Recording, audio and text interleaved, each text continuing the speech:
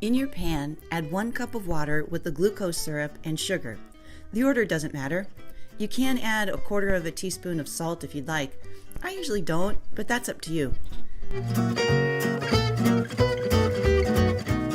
The best way I've found to get the thick glucose syrup out of the container is with a butter knife.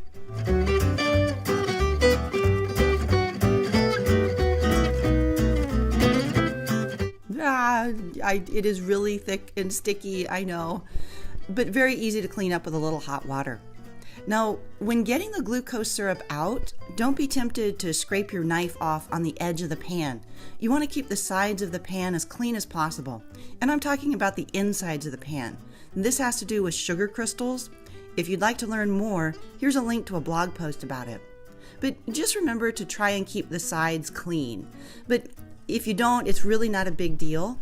Just take a clean pastry brush, not the one that you just used to oil your pan, or if you do use that one, just clean it really well with a little dish soap and hot water to make sure you get the oil out.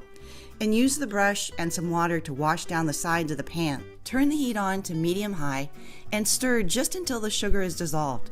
You'll feel the bottom of the pan go from grainy to smooth as the sugar dissolves.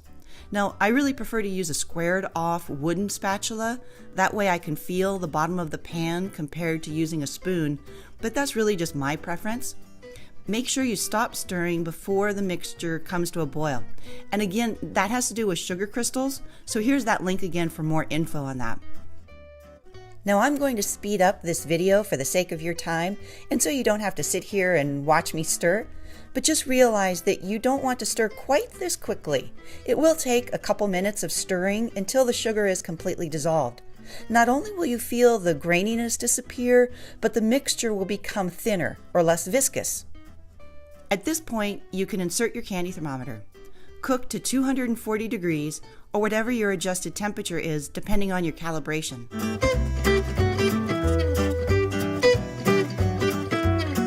As the syrup gets close to your target temperature, be ready. You'll want to have your mixer with the gelatin nearby so you can pour in the hot sugar syrup.